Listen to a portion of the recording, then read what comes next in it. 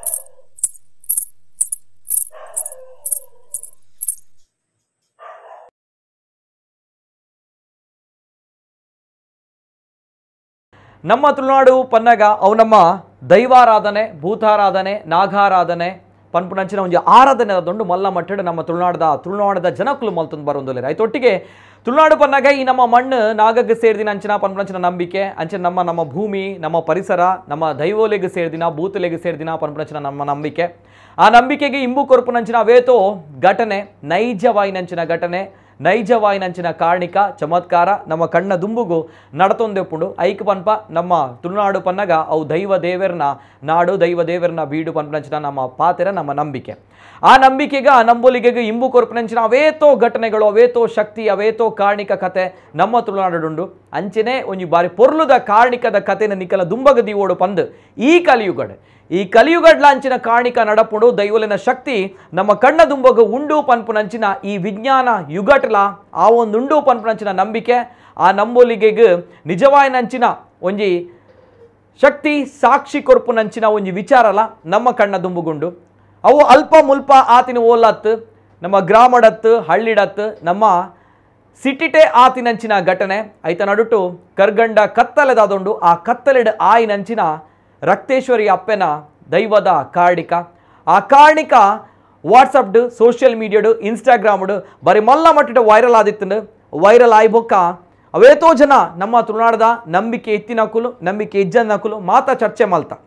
ಈ ನಮ್ಮ ಕಲಿಯುಗಡ್ಲ ದೈವಲಿನ ಶಕ್ತಿ ಉಂಡು, ಆ ದೈವಲಿನ ಇರುವಿಕೆದಾದ ಉಂಡು. ನಮ್ಮ ಕಣ್ಣು ದುಂಬಗ ದೈವಲು ಗಡಿ ಗಡಿ ತೋಜಿಪ ಒಂದು ಉಪ್ಪುಣ್ ಪನ್ಪನಂಚಿನ ವಿಚಾರಡ್ ಬರೀ ಮಲ್ಲ ಮಟ್ಟದ ಚರ್ಚೆ ಅಂಡ್ ಆ ವೈರಲ್ ವಿಡಿಯೋ ಆಯ್ತು ಒಟ್ಟಿಗೆ ಆ ವೈರಲ್ ವಿಡಿಯೋದ ಪಿರೋಡ್ ಉಪ್ಪುನಂಚಿನ ಸತ್ಯಾಸತ್ಯತೆ ಆಯ್ತು ಒಟ್ಟಿಗೆ ನಮ್ಮ ನಂಬುನಂಚಿನ ರಕ್ತೇಶ್ವರಿ ಅಪ್ಪೆನ ಕಾರಣಿಕ ಆ ವಿಡಿಯೋಡು ನಮಕ್ ತುಯ್ಯರ ತಿಕ್ಕದಂಡು. ಬಿಫೋರ್ ದಟ್ ಯಾನ್ ನೇರವಾದ ಬೈದಿನಂಚಿನ ಅತಿಥಿ ಗಣ್ಯರ ಪಾತ್ರ ಒಂದಲ್ಲ ಸುರುಕಾದ ದೀಪು ಶೆಟ್ಟಿಗಾರ್. ಈ ಒಂದು ವಿಡಿಯೋದ ಬಗ್ಗೆ ದೀಪಕ್ ಶೆಟ್ಟಿ ಅವರು ಏನು ಹೇಳ್ತೀರಾ ಸರ್? First reaction. ಇದು ಘಟನೆ ಈಗ ಬೆಳಕು ಕಂಡದ್ದು ಈಗ ಇರ್ಬೋದು, ಬಟ್ ನನ್ಗೆ 2015 ಆಗಿದೆ. 2015 ನನ್ನ ಮನೆಯಲ್ಲಿ ನನ್ಗೆ ಇದಾಗಿದೆ, ಹೊರಗೆ ಕಂಡಿದೆ. ಮತ್ತೆ ನನ್ಗೆ ಫಸ್ಟ್ ವಿಷಯ ಏನಾಯ್ತು ಅಂತ ಹೇಳಿ, ಇದಕ್ಕೊಂದು ಪ್ರಾರಂಭ ಯಾವಾಗ ಆಯ್ತು ಅಂತ ಹೇಳಿದ್ರೆ, ನಮ್ಮ ಏರಿಯಾದಲ್ಲಿ ಒಂದು ಪ್ರಶ್ನೆ ಇಟ್ಟು ನಾಗದೇವರಿಗೆ ದೀಪ ಇಡ್ಬೇಕಂತ ಆಯ್ತು. ಹಾಗೆ ಬೆಳಗ್ಗೆ 5 ಗಂಟೆಗೆ ಎದ್ದು ನಾಗದೇವರಿಗೆ ದೀಪ ಇಡ್ಲಿಕ್ಕೆ ಹೋಗ್ತಿದ್ದೆ. 5 ಗಂಟೆಗೆ ದೀಪ ಇಡ್ಲಿಕ್ಕೆ ಹೋಗುವಾಗ ಪ್ರಥಮ ದಿನ ಪ್ರಾಬ್ಲಮ್ ಆಗಲಿಲ್ಲ, 2ನೇ ದಿನ ಪ್ರಾಬ್ಲಮ್ ಆಗಲಿಲ್ಲ. 4-5 ದಿವಸ ಆದ ನಂತರ ಹಿಂದೆಯಿಂದ ಇದೇ ಸೇಮ್ ಗೆಜ್ಜೆ ಹಾಕಿ ಆಚೆ ಓಡುದು ಈಚೆ ಓಡುದು, ಆಚೆ ಓಡುದು ಈಚೆ ಓಡಿದಾಗೆ ಶಬ್ದ ಬರ್ಲಿಕ್ಕೆ ಪ್ರಾರಂಭ. ಹಿಂದೆ ಬೆಳಗ್ಗೆ 5 ಕಾಲ ಆಗ್ಬೋದು, ಶಬ್ದ ಬಂದಾಗಾಯ್ತು, ಭಯ ಪ್ರಾರಂಭವಾಯ್ತು. ಅಂತೇಳಿ ಒಮ್ಮೆಲೆ ಭಯ ಎಂತ ಅಂತ ಅಷ್ಟೊತ್ತಿಗೆ ದೇವರಲ್ಲಿ ಪ್ರಾರ್ಥಿಸಿ, ಈ ರೀತಿ ಆದ್ರೆ ನಾನು ಬರುದಿಲ್ಲ ಅಂತ. ಅಷ್ಟೊತ್ತಿಗೆ ಹಿಂದೆ ಮನೆಯವರು ಲೈಟ್ ಆನ್ ಮಾಡಿದ್ರು, ಶಬ್ದ ನಿಲ್ಲಿತು. 2-3 ದಿವಸ ಹಾಗೆ ಆಯ್ತು. ಕೊನೆಗೆ ಭಟ್ರಲ್ಲಿ ಕೇಳಿದಾಗ ಹೇಳಿದ್ರು, ಅಲ್ಲಿ ಒಂದು ರೆಂಜಲ್ದ ಮರ ಇದೆ ಅಂತ ಕೇಳಿದ್ರು. ಹೌದು ಹೇಳಿದೆ. ಅಲ್ಲಿ ಈಗ ಈ ದೈವ ಇದೆ, ರಕ್ತೇಶ್ವರಿ ದೈವ ಇದೆ, ನೀನು ಇದಕ್ಕೆ ದೀಪ ಇಡುವಾಗ ಅದಕ್ಕೆ ಸಹ ಆರತಿ ಮಾಡಂತ ಹೇಳಿದ್ರು.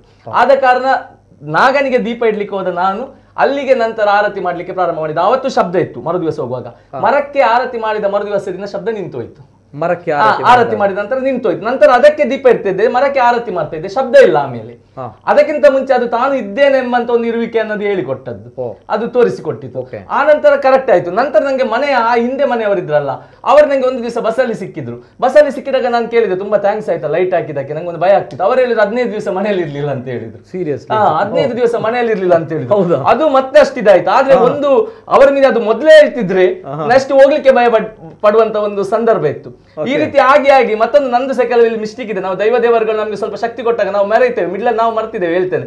ಇದಾದ ತಕ್ಷಣ ನಾನು ಎಂತ ಮಾಡಿದೆ ಅಂತ ಹೇಳಿದ್ರೆ, ಸೋಷಿಯಲ್ ವರ್ಕ್ ಸ್ಟಾರ್ಟ್ ಆಯ್ತು. ನಮ್ಮ ಏರಿಯಾದಲ್ಲಿ ಸ್ವಲ್ಪ ಬಿರುಕುಂಟಾಗಿ, ಟೀಮ್ಗಳಲ್ಲಿ ಸ್ವಲ್ಪ ಬಿರುಕುಂಟಾಗಿ, ಅದೇ ತಾಯಲ್ಲಿ ಪ್ರಾರ್ಥಿಸಿದೆ, ನಂಗೆ ದೊಡ್ಡ ಒಂದು ಟೀಮ್ ಸಿಗುವಾಗ ಮಾಡಪ್ಪ, ಒಂದು ಈ ರೀತಿಯಾಗಿ ಬಿರುವೇರು ಕೂಡಲ ಟೀಮ್ಗೆ ಎಂಟ್ರಿ ಆದೆ, ಅಲ್ಲಿಂದ ಹೋರಾಟಕ್ಕೆ ಹೋದೆ, ಹೆಸರು ಬಂತು, ಎಲ್ಲ ಬಂತು. ಬಂದಾಗ ನಾವು ಬಿಸಿ ಆದೆ. ದೀಪ ಇಡುವಾಗ ಅಂತ ಹೇಳಿದ್ರೆ ಕೆಲವರು ಹೇಳಲಿಕ್ಕೆ ಪ್ರಾರಂಭಿಸಿದ್ರು, ಇನ್ನು ಇದಕ್ಕೆಲ್ಲ ದೀಪ ಇಟ್ಟರೆ ಅದು ನಿನ್ನ ತಲೆಗೆ ಬೀಳ್ಬಹುದು, ನೀನ್ ಯಾಕೆ ಅದನ್ನು ಇದು ಮಾಡ್ತಿದ್ಯಾ ಅಂತ ಕೆಲವರು. ಅಲ್ಲ ಇದೆಲ್ಲ ನಮ್ಗೆ ಬೇಕಾ ಹಾಗೆಲ್ಲ ಹೇಳಲಿಕ್ಕೆ ಪ್ರಾರಂಭಿಸಿದ್ರು. ಭಟ್ರೆ ಹೇಳಿದ್ರು 48 ದಿವಸ ದೀಪ ಇಡ್ಲಿಕ್ಕೆ, ಮತ್ತೆ ನಿನಗೆ ಎಷ್ಟು ದಿವಸ ಇಷ್ಟ ಆಗ್ತದೆ ಇಡು ಅಂತ ಹೇಳಿದ್ರು. ನಾನು ಕಂಟಿನ್ಯೂಸ್ ಆಗಿ 3 ವರ್ಷ ತನಕ ಇಡ್ತಾ ಬಂದಿದ್ದೆ.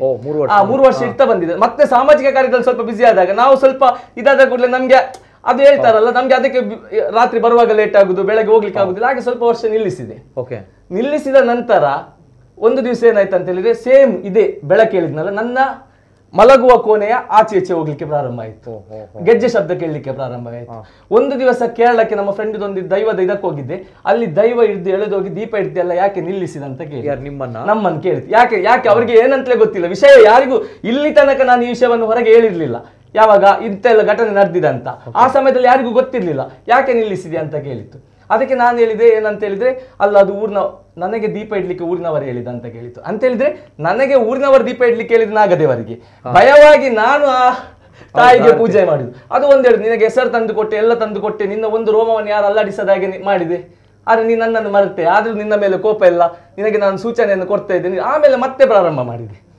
ಮತ್ತೆ ಪ್ರಾರಂಭ ಮಾಡಿದ್ಮೇಲೆ ಮತ್ತೆ ಈಗ ಸಹ ನನ್ಗೆ ಅಷ್ಟೇ. ಯಾಕಂದ್ರೆ ಯಾರು ಎಂತ ಹೇಳಿ, ಕೆಲವರು ಹೇಳ್ತಾರೆ ಅವ ಹೇಳಿ ವಿಡಿಯೋ ಮಾಡುದು, ದುಡ್ಡಿಗೆ ಮಾಡುದು, ಅದಕ್ಕೆ ಮಾಡುದು. ನಾನು ಈಗ ಸಹ ಅದಕ್ಕೆ ಕೆಲವರು ಹೇಳ್ತಾರೆ ಇಜಿ ಪಡ್ತು ದೈವದ ಬುದ್ಧರುಂಟು. ಯಾಕಂತ ಹೇಳಿದ್ರೆ ನನ್ನ ಹಿಂದೆ ಯಾರಿದ್ದಾರೆ ಅವರನ್ನು ನಾನು ಮುಂದೆ ತಂದು ಮಾತಾಡಲೇಬೇಕಾಗ್ತದೆ. ಸೊ ಆ ತಾಯಿ ನಮ್ಮ ಹಿಂದೆ ಇರುವ ಶಕ್ತಿ.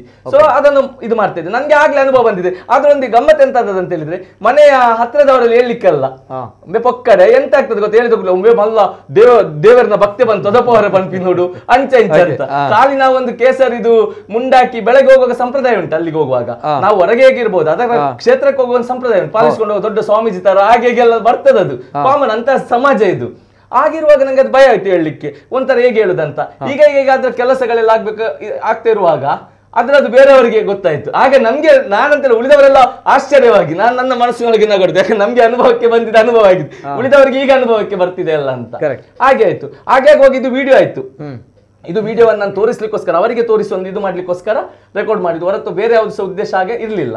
ಮತ್ತೆ ಒಂದು ನಮ್ಗೆ ಏರಿಯಾದವರಿಗೆ ತೋರಿಸ್ಬೇಕಲ್ಲ ಅಂತ. ಮತ್ತೆ ಮರುದಿವಸ ಇದಾದ್ಮೇಲೆ ಮರುದಿವಸ ಕೆಲವರು ಇದನ್ನು ಎಡಿಟ್ ಅಂತ ಹೇಳ್ತಾರಲ್ಲ, ಅದಕ್ಕೋಸ್ಕರ ಎಂತ ಮಾಡಿದೆ, ಮರುದಿವಸದ ವಿಡಿಯೋ ಮಾಡುವಾಗ ಲೈವ್ ವಿಡಿಯೋ ಕಾಲ್ ಮಾಡಿದೆ.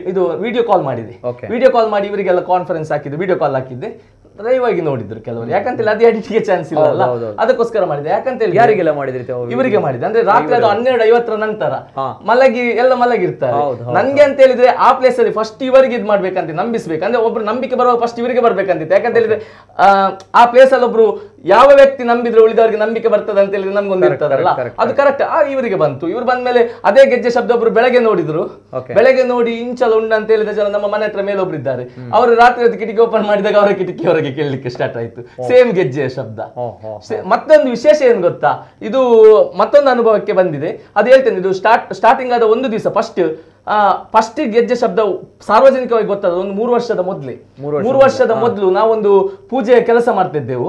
ಕೆಲಸ ಮಾಡಿದ್ಮೇಲೆ ರಾತ್ರಿ ಹೊತ್ತು 12:30 ಆಗಿತ್ತು. ಮರುದಿವಸ ಪೂಜೆ ಏರಿಯಾದು ಪೂಜೆ ಇರುವಾಗ ಕೆಲಸ ಮಾಡ್ತಿರುವಾಗ ರಾತ್ರಿ ಹೊತ್ತು ಆನ್ಲೈನ್ ಫುಡ್ ಬುಕ್ ಮಾಡುವಾಗ ಫುಡ್ಡಿಗೆ ಇದಿರ್ಲಿಲ್ಲ. ಹಾಗೆ ನಾವು ಏನ್ ಮಾಡುದಂತ ಯೋಚಿಸಿದಾಗ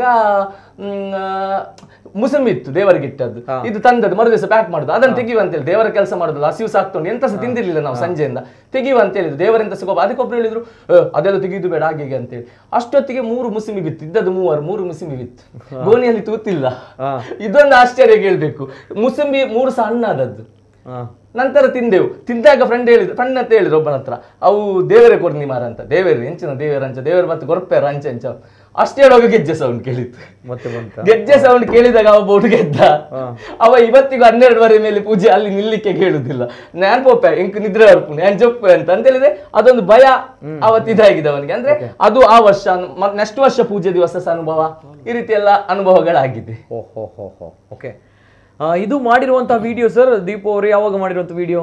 ಇದು ರೀಸೆಂಟ್ ಆಗಿ ಮಾಡಿರೋದು. ಒಂದು ಎಷ್ಟು ಟೈಮ್ ಆಗಿರ್ಬೋದು? ಒಂದು ತಿಂಗಳ ಒಳಗೆ, ರೀಸೆಂಟ್ ಆಗಿ 1-2-3 ವಾರದ ಮೊದಲೇನಾದದ್ದು. ಇದು ಕಿಟಕಿ ಓಪನ್ ಮಾಡಲಿಲ್ಲ, ಯಾಕಂತ ಹೇಳಿದ್ರೆ ಅದ್ರ ಎದುರು ಹೋಗ್ಬಾರ್ದು ಎಲ್ಲ ಹೇಳ್ತಾರೆ. ಕಿಟಕಿ ಹೊರಗೆ ಬೆಳಕಿದ್ದ ಕಾರಣ ಒಳಗಿಂದಲೇ ತೆಗ್ದದ್ದು. ಮತ್ತೆ ಆ ಕಡೆ ನನ್ನ ಮನೆಯ ರೂಮ್ ಉಂಟು, ಅದ್ರ ಸೈಡ್ಗೆ ಲೈಟ್ ಗೀಟ್ ಏನಿಲ್ಲ. ಅಲ್ಲಿ ಫುಲ್ ನಾನು ಗಿಡವನ್ನು ನೆಟ್ಟು ಸ್ವಚ್ಛವಾಗಿಟ್ಟಿದ್ದೇನೆ. ಆ ಜಾಗವನ್ನು ಅಲ್ಲಿ ಗಿಡ ಮರಗಳು ಎಲ್ಲ ಸ್ವಚ್ಛವಾಗಿದೆ. ಮತ್ತೊಂದು ವಿಶೇಷ ಏನಂತ ಹೇಳಿದ್ರೆ ಆ ಜಾಗದಿಂದಲೇ ಒಂದು ಕಪ್ಪೆ ಇವತ್ತಿಗೂ ನಾಗಬನಕ್ಕೆ ಸಂಜೆ ಕಡೆ ಹೋಗ್ತದೆ. ಬೆಳಗ್ಗೆ ಮನೆಯಲ್ಲಿ ಇರ್ತದೆ, ಅದೇ ಜಾಗದಲ್ಲಿ ಇರ್ತದೆ. ಇದ್ದು ಅದೇ ಕಪ್ಪೆ ಸಂಜೆ ಹೊತ್ತಾಗುವಾಗ ನಾಗಬನಕ್ಕೆ ಹೋಗ್ತದೆ, ಮತ್ತೆ ಬೆಳಗ್ಗೆ ರಿಟರ್ನ್ ಬರ್ತದೆ. ಏನೋ ಒಂದು ಕನೆಕ್ಟಿವಿಟಿ ಎಂತದೊಂದು ಆ ಇದ್ರಲ್ಲಿ ಇದೆ. ಯಾಕಂತ ಗೊತ್ತಿಲ್ಲ, ಒಂದು ಕನೆಕ್ಟಿವಿಟಿ ಇದೆ. ಮತ್ತೆ ಎಂತ ನಮ್ಗೆ ಗೊತ್ತಿಲ್ಲ. ಅದಕ್ಕೆ ಭಯ ಆಗ್ಲಿಲ್ವಾ ತಮ್ಗೆ ಅಂದ್ರೆ ಹೇಳಿದ್ರೆ? ಯಾಕಂದ್ರೆ ಇಲ್ಲಿ ಆ ಶಬ್ದ, ಆ ಒಂದು ಗೆಜ್ಜೆ ಸೌಂಡ್ ಕೇಳಿದಾಗ ಭಯ ಅನ್ನುವಂಥದ್ದು ಇರುತ್ತೆ. ಭಯ ಇರ್ತದೆ. ಆದ್ರೆ ಭಯ ಯಾವಾಗಿತ್ತು ಅಂತ ಹೇಳಿದ್ರೆ ಫಸ್ಟ್ ದೀಪ ಇಡ್ಲಿಕ್ಕೆ ಹೋಗುವಾಗ 2014ನೇ ಇಸವಿ 15ನೇ ಇಸವಿಯಲ್ಲಿ ಇತ್ತು. ನಂತರ ಒಂದು ಇದಕ್ಕೆ ಹೋದಾಗ ದೈವವೇ ಹತ್ರ ಕರೆದುಕೊಂಡು ನಿನ್ನ ಜೊತೆ ನಾನಿದ್ದೇನೆ, ನಿನ್ನ ಜೊತೆ ಪ್ರೀತಿಯಿಂದ ಇದ್ದೇನೆ ಅಂತ ಹೇಳಿತಲ್ಲ, ಆಮೇಲೆ ಆ ಭಯ ಹೋಯ್ತು. ಯಾಕಂತ ಆಮೇಲೆ ಭಯ ಪಡ್ಬೇಕಂತ ಅವಶ್ಯಕತೆ ಇಲ್ಲ. ಯಾಕಂದ್ರೆ ತಾಯಿ ಆ ವ್ಯಕ್ತಿಗೆ ಗೊತ್ತಿದ್ರೆ ಪರವಾಗಿಲ್ಲ, ಗೊತ್ತಿಲ್ಲದ ವ್ಯಕ್ತಿ ಕೆಲವರು ಹೇಳ್ತಾರೆ ಅದು ನೇಮ ಕಟ್ಟು ನಾಯಿನ ಬಂದು ಕೊಡು ಅಂತ. ಅವರಿಗೆ ವಿಷಯವೇ ಗೊತ್ತಿಲ್ಲ ಆಕ್ಚುಲಿ ಆ ಟೈಮಲ್ಲಿ. ಅದೊಂದು ಬಂದಾಗ ನಮ್ಗೆ ಅದೊಂದು ತಾಯಿಯ ಮೇಲೆ ನಮ್ಗೆ ಅಷ್ಟಿದಿರುವಾಗ, ಮತ್ತೆ ತಾಯಿ ನಮ್ಮನ್ನು ಬೆಳೆಸಿದ ರೀತಿ, ನಮ್ಗೊಂದು ತಂದು ಕೊಟ್ಟಿರುವಂತ ಹೆಸರು, ಅದನ್ನೆಲ್ಲ ನೋಡುವಾಗ ನಂಗೆ ಭಯ ಯಾಕೆ ಬರ್ಬೇಕು?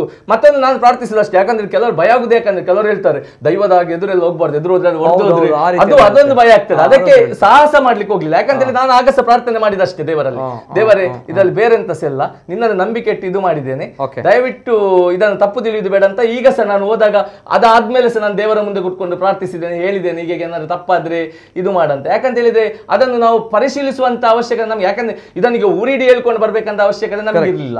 ಆದ್ರೆ ಇಲ್ಲಿ ಹೊರಗಿನವರು ಅದ್ರ ಬಗ್ಗೆ ಕೆಟ್ಟದಾಗಿ ಮಾತಾಡುವಾಗ ಮೌನ ಇರುವಂತದ್ದು ನಮ್ದು ತಪ್ಪಾಗ್ತದೆ. ಯಾಕಂದ್ರೆ ನಾವು ನಂಬಿದ್ದೇವೆ, ನಮ್ಗೆ ನಂಬಿಕೆ ಇದೆ. ಅದನ್ನು ಯಾರು ಎಂತ ಮಾಡಿದ್ರು ನಮ್ಮ ಊರಿನವರ ನಂಬಿಕೆಯನ್ನು ಯಾರಿಗೂ ತೆಗಿಲಿಕ್ಕೆ ಆಗಲ್ಲ. ಯಾಕಂದ್ರೆ ಸ್ವಂತ ಅನುಭವಕ್ಕೆ ಬಂದ ಮೇಲೆ ಏನು ಮಾಡ್ಲಿಕ್ಕೆ ಆಗಲ್ಲ. ತುಂಬಾ ಜನ ಇದ್ದಾರೆ, ಅನುಭವ ತುಂಬಾ ಜನ ಇದ್ದಾರೆ.